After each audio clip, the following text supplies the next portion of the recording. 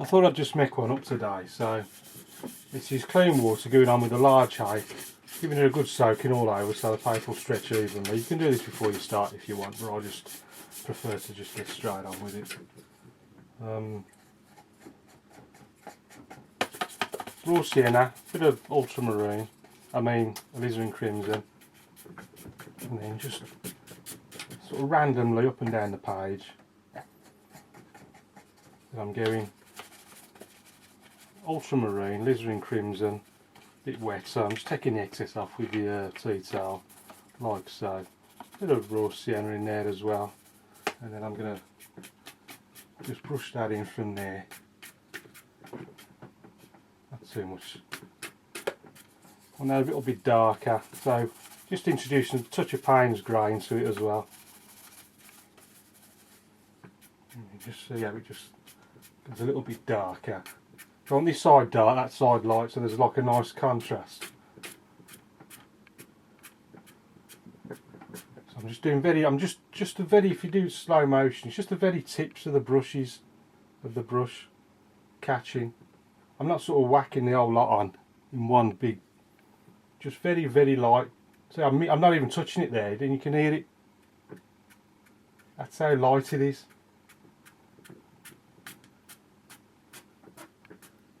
That'll do, so that's the background. I've just dipped the tips of the brush in the water, just to bring the hairs back together again, because they're getting separated. Which it will, as it dries, it will, the hairs will separate. So they're starting to separate now, so all you do, just tip the tips in and it brings the hairs back together.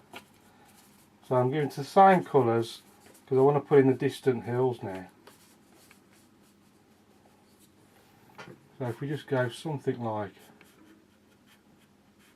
keeping it level, and then while the paper's still wet, just pulling down the reflections.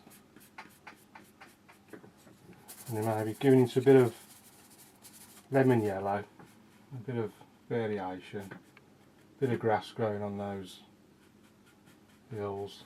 And again, pulling down the reflections, and then I haven't bothered cleaning it. I'm just going to do the same again the other side. Down to about there.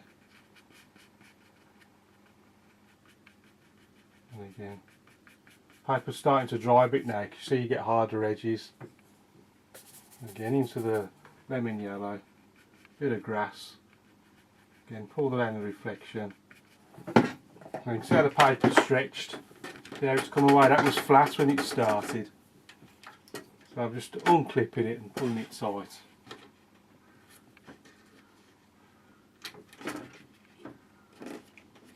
So I've got a flat surface to work with again.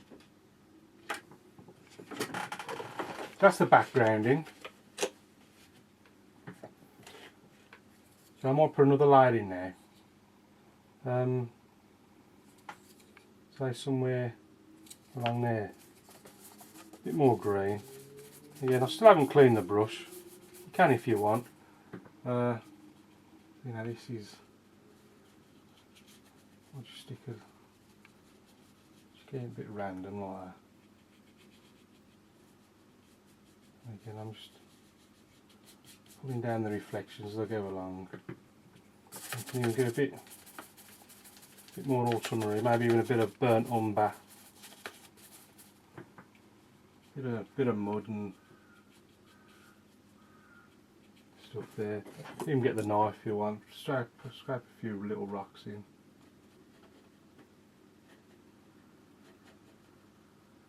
And again, don't forget the reflections.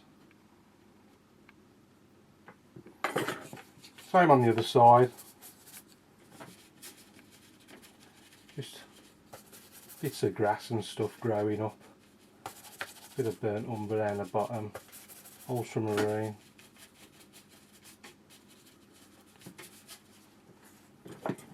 Stick a few grasses.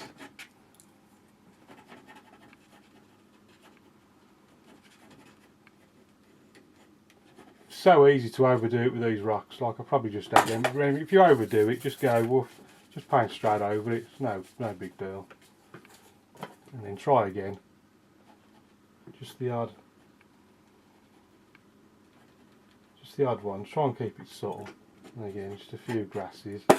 Even switch to the rigger. Plenty of water, because this brush don't hold much water compared to the Ike. And then just flick up. Now what we need is a focal point, something to catch the eye on the horizon. And before I do that, I'll give it a quick dry, because otherwise I'll smudge it when I stick my hand on it.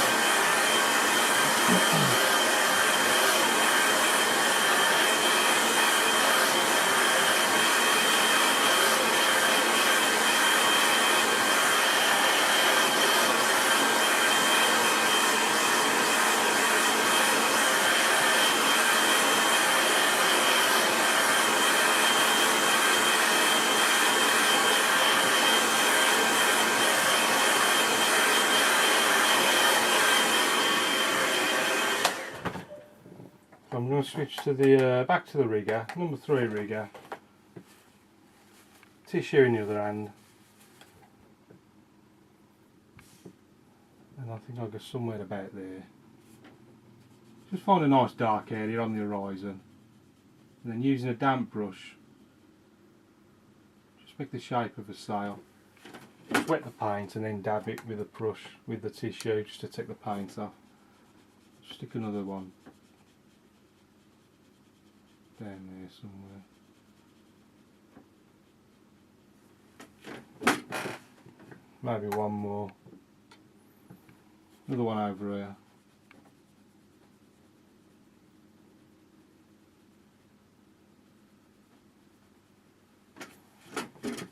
And then just a hint of a reflection. I don't do the reflections as strong as the actual sails themselves. Just give the impression of a reflection. Makes it look more like water then. And then continuing with this brush. A